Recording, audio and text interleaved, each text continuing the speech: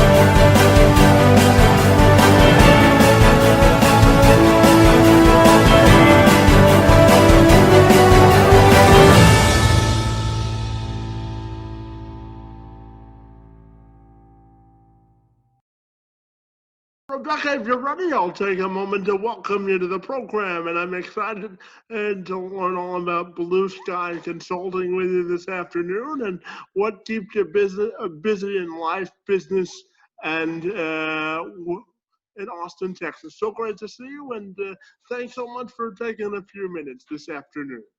It's a privilege. Thank you for inviting me, Kevin. Well, I founded Blue Sky Business Consulting Group to help visionary entrepreneurs after my husband suffered a rather devastating illness. He underwent a liver transplant and a leg amputation. So we had been business partners for 20 years. My husband is a visionary entrepreneur, so I was very experienced with channeling many ideas into functional businesses.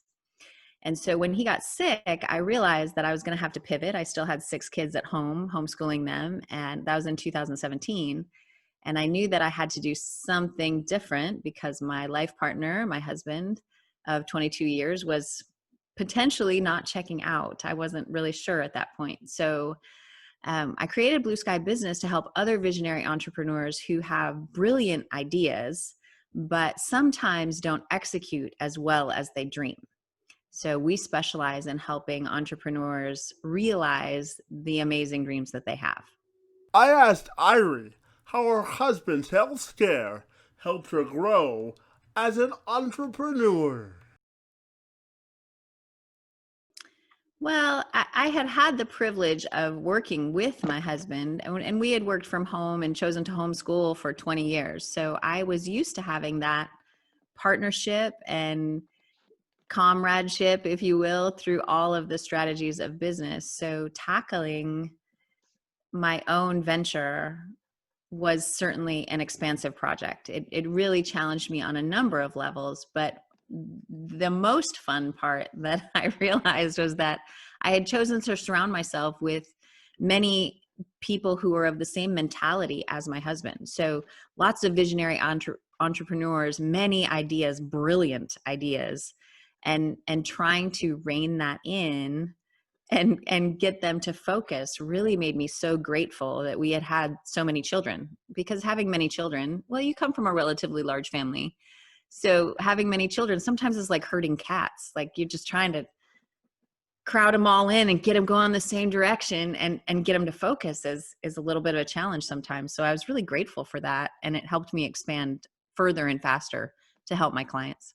And you also say the worst thing that visionary entrepreneurs can do is not make money, and you've got them covered. So, can you expand a little bit on that for me? Of course. I think as an entrepreneur with a dream, you want to see that dream birthed into the world. You want to see it come to fruition. You want to help the people that you desire to help. So every day that goes by where that dream doesn't make progress is a day further that you are from that realization. And as visionaries who get ideas all of the time, we get discouraged, and more appropriately, we get distracted. We get distracted with the next 10 beautiful ideas we have. So having a business as quickly as possible go from beautiful dream to real reality that is serving clients and making money helps a visionary entrepreneur to focus on that vision longer, to help people faster. So I specialize in helping them put reverse engineered plans together so that they can take their dream, reverse engineer it to daily actions that get results, move the needle every day so that they don't get discouraged, but also don't get distracted, which is probably a bigger danger. Absolutely. And you also describe yourself as the radical queen of accountability. So, I'm wondering why you gave yourself such a interesting and compelling title.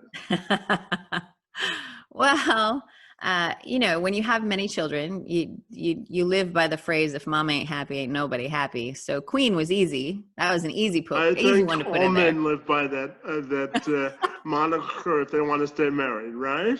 Well, happy wife, happy life. That is probably the Absolutely. second of them, right?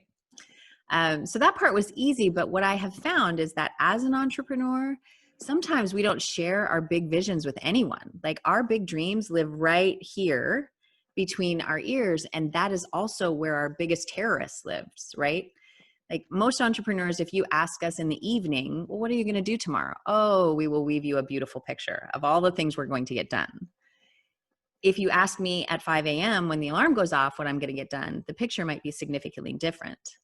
And because I don't tell those plans to anyone and I'm not really accountable to anyone but myself, I tend to negotiate with my inner terrorist and I don't get as much done as I would like to. And I think that's relatively common, at least in my experience with my clients, with entrepreneurs. We're visionaries. We want to see our visions made to life, but sometimes the grind is harder to manage, right? It's hard work. It's relentless mastery. So with my clients, I work with them to develop annual, quarterly, monthly, weekly, all the way down to daily action steps. And then I keep them accountable on the daily. They need to check in. And so that's radical accountability. You really have to be committed to someone else's success, to say every day, I want to hear every day that you did what you do. And so that's where the queen of radical accountability came. I gotcha. And I know you're also passionate about foster care, as you had mentioned before. You've got foster children. So I'm wondering where that passion to make sure that adopted children have homes come from, and what would be your message to anyone considering adoption themselves? Sure. Well, we're a foster family. We're not foster to adopt. We just foster. And originally, the idea to foster came from being a mother of many and realizing that if something were to happen to my husband or myself, because we had so many children, if it came to the fact that none of our family could take them, they would have to be separated. And so we really had a heart to keep sibling groups together and make sure that brothers and sisters were not separated to different families. Over the last 6 years, we actually have our 18th and 19th foster children right Wow. now in our home, and it has been a beautiful adventure. Um, I will tell you that of all of our foster children, up until the two that we have now, all of them have been able to go back to family, either their parents or family members, grandparents or aunts or uncles. So we've been blessed to be able to love them and care for them until their family was able to care for them. And these two that we have now, it looks like they will probably go to a lovely adopted family that is actually in a suburb close to us. So it's nice to see them have a stable forever family. I think kids, sometimes parents go through hard times and they're not the parents that they could be and should be. And so having other loving families available to say, hey, in our case, it is, we're rooting for you. Get your stuff together. And while you do that, know that your kids are safe and they're loved and they're okay, so that you can focus on yourself to get your parenting skills and your life together, and that they'll be good when you're ready for them. And worst case scenario, that we can be that transition loving home for them into a new adoptive family.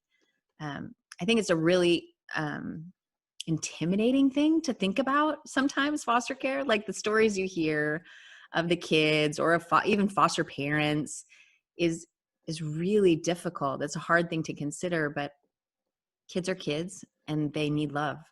So I will tell you, of all of the children we've had infants that came directly from the hospital that were addicted to cocaine, that were some of the loveliest, most well-behaved babies we've ever had.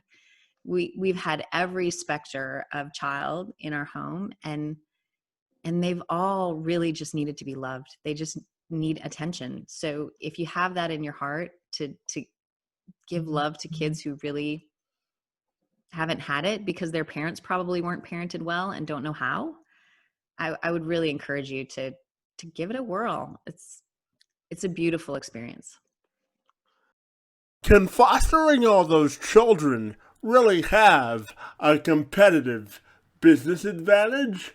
Irey says yes. When you care for foster children, it almost is a Forrest Gump moment, right? You never know what you're going to get. And that's true. Like, you don't know who's coming to your door at midnight, what kind of kid you're going to get.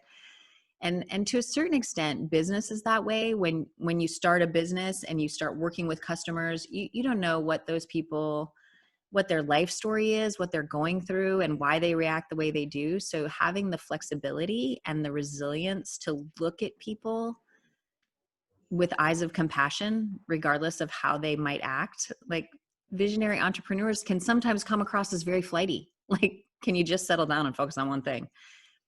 It's hard, but to understand and look at people with eyes of love and compassion makes all the difference. And to say, hey, I'm dedicated to your success. Let's figure this out together. That's something I learned from foster care and from mothering many children myself. And it certainly applies to a business perspective as well. And I know that you're big on helping people find their strategic tools to success as a catalyst to business. So I'm wondering if you can expand a little bit on that for me. Sure.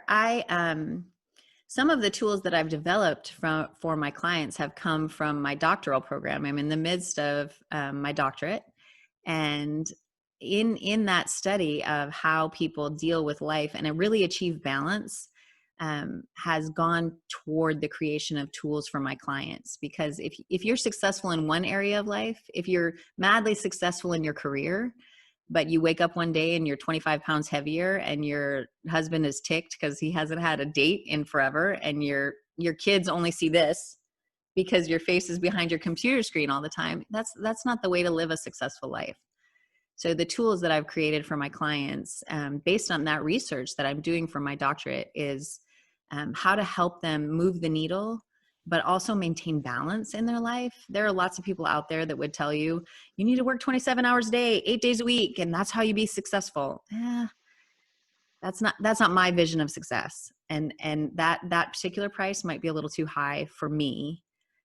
I want to know my kids. I want to live a full life and have business success. And I think you can do that. And I've created tools to make sure that my clients can do that. And what are some of those tools?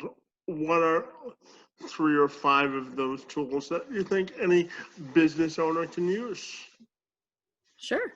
The first tools that we use when I start working with a client, the biggest tool that we start with is getting clear about where you are. And so a lot of us, when we think about any area of our life, whether it's fitness or business or our relationships, it's hard to take a realistic look at where we're actually at. For instance, most women, if you ask them what the weight is on their driver's license, and I will tell you, I'm totally guilty of this, that the weight that I put on my driver's license was the weight I was going to be. It wasn't the weight I was, it was the weight I was going to be, because I was going to start a workout program and I was going to be that weight, the weight that I was. So we're endlessly optimistic. And so being endlessly optimistic means that we don't often have a real clear picture of where we are. So the first tool that I would recommend is get super clear about where you are. If that's your business, how many people are on your list? How many viewers do you have of your YouTube channel or your podcast? How many people download? How many people leave reviews? Ask the hard questions about where you're really at. If it's health, how much do you really weigh? When have you been to the doctor or the dentist or the chiropractor? For real, like, these things matter eventually. So getting a clear picture of where you are is the first step. The second step would be getting a clear picture of where you want to go. So if you don't know exactly where you want to go, any road will do. If you know exactly where you want, exactly. So many entrepreneurs, and I'm sure you've heard this, Kevin, will say, I just want to help people. I'm here to help people. I'm gonna help as many people as I can. Okay, that's great. How are you gonna do that? Exactly.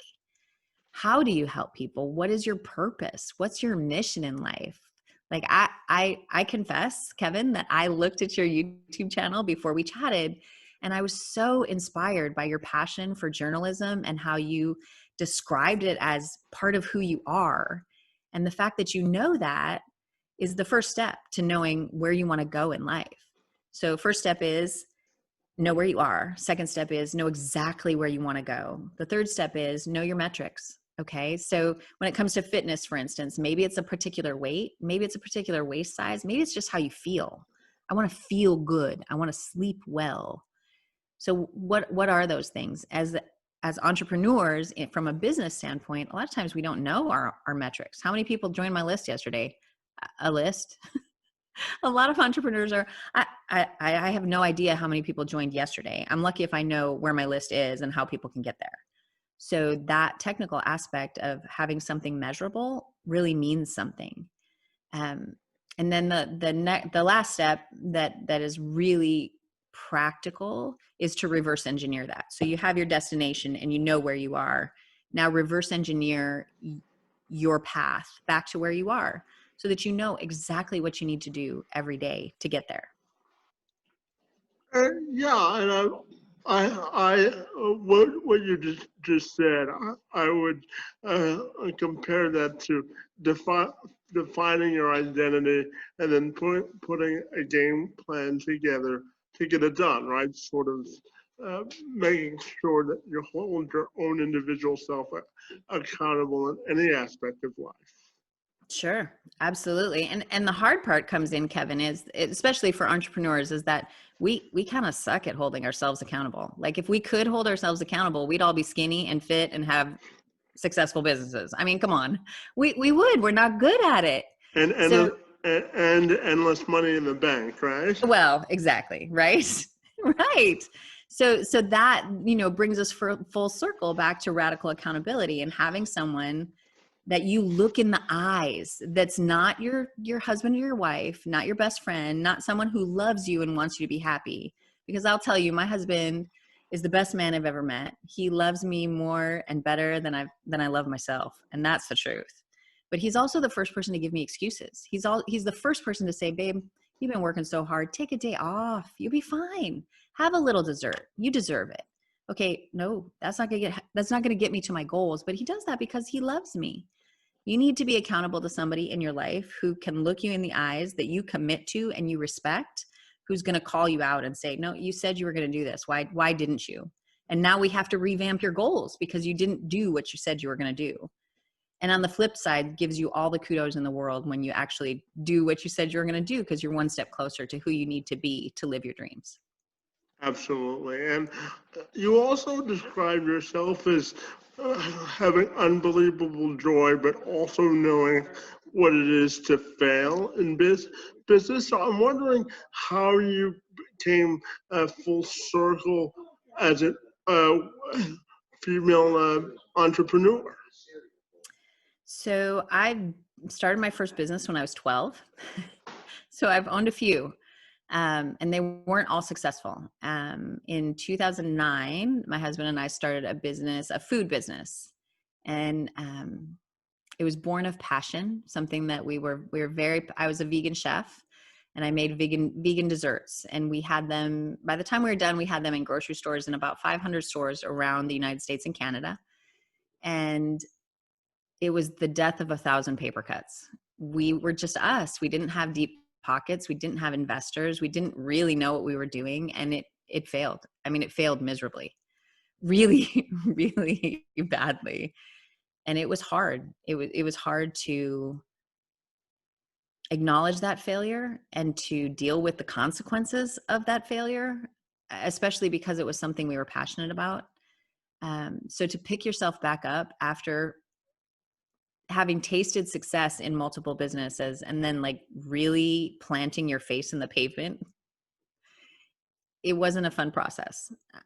It was hard, and it took time and a lot of work to come back from that. And to be here now is I recognize what a privilege it is to be able to help other entrepreneurs hopefully avoid some of the pitfalls that I have stepped hip deep into.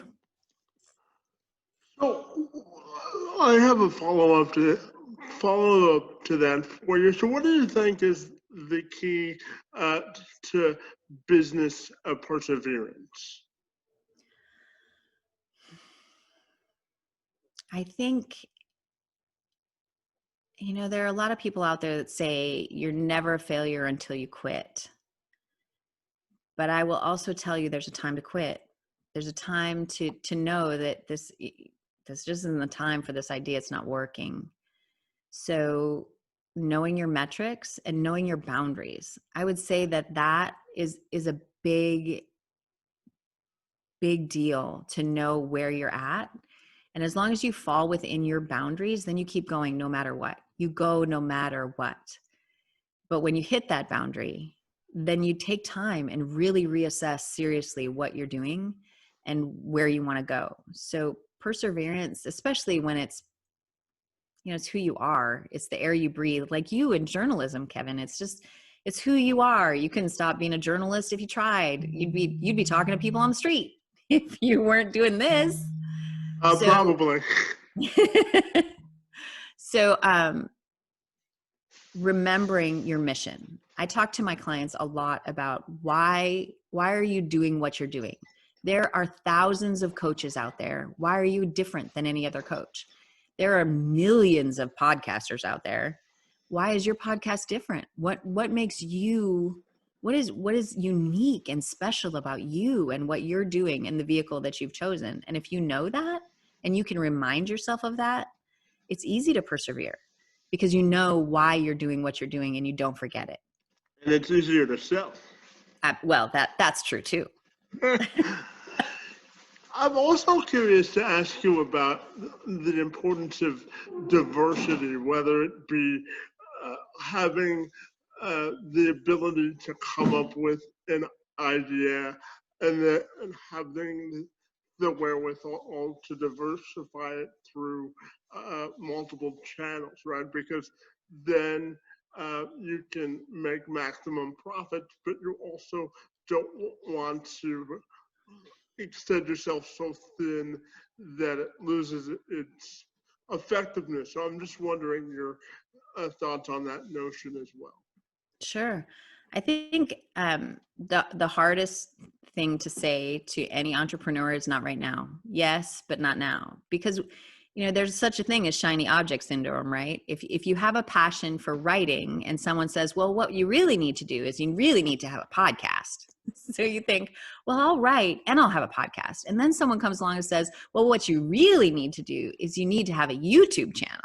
So you think, well, I'll write and I'll have a podcast and I'll have a YouTube channel too. And all of a sudden you're not doing any of them well because you're too stretched out. So you're right. There is a need to diversify, and there's joy and adventure in diversification, but that your first question of perseverance applies first. choose your vehicle and become successful in your vehicle, and set your metric, right? Maybe you say, when I have 10,000 people reading my blog, I will move to podcast. So you've achieved competence and success in one channel, then you have the mental and energetic capacity to take on another channel. So don't rush yourself. You can do all things, not all at once. Yeah, and you've proven the concept, right? Right. A lot of business owners have great ideas, but they don't know how to conceptualize it into a concept that works, right? Very true. And I'm also curious to know, when you have 5 to 10 minutes to yourself, how do you find your inner self, Rebecca? It depends. I tend to be a sprinter with my passions. So most recently, I have gotten into acrylic oils and painting, pouring actually, not painting because I can't paint, but but there's this beautiful technique of just pouring the paint, and then you use a flame, and I love fire. So, you get mess and paint and fire. So it makes these beautiful pictures, and there's always something artsy that I love to pour myself into, whether it's, I've done quilts, I've done painting, when we moved to Texas, I made a whole big, like 5x4 picture of the state of Texas made out of bullet shells. That took a while. That's creative. It's always something. So tell me, what's the best part for you living in Austin? I love Texas. So I was raised in South Dakota, and I married a Minnesotan. So I spent most of my adult life in the frigid. And now you're in Texas. And now I'm in Texas. It took me 20 years to convince my husband to come to Texas. I love it. I love everything about it. I love that it's, it'll be 65 this afternoon. I love that the grass is still green. I love everything I love the people. I love that all the kids say yes, ma'am, and yes, sir. I love it. I love everything about it, except for the bugs. Like, that is something that I didn't expect. So you being in Canada and me being from Minnesota for 20 years, that freeze, it kills everything. Well, that doesn't happen in the South. So the scorpions and the fire ants and the chiggers. What is a chigger? I didn't even know what a chigger was when I moved here. No, it's bad. The bugs are bad. Everything else is brilliant. I love it. Well, you can't have everything, I guess, huh? Well, I suppose not. Not this side of heaven. So, Rebecca, if people want to get in touch with you, how can they do that most effectively? You can find me on Facebook at Blue Sky Business. You can find me at beyondaccountabilitymovement.com. That will give you all the details on our services. You can find me on LinkedIn, Rebecca Irey at LinkedIn. That's how I found you. So that's how you found me. I know that you have an active profile and presence there, but I really want to thank you for taking a few minutes to sit down to talk with me. I know that our birthdays are a month apart. Mine's next Friday, and yours is February 15th. So I'm going to wish you a happy early birthday, and thank you for joining me this afternoon. It's most appreciated. And to you as well. Happy birthday. And thank you again for having me. It's been a pleasure.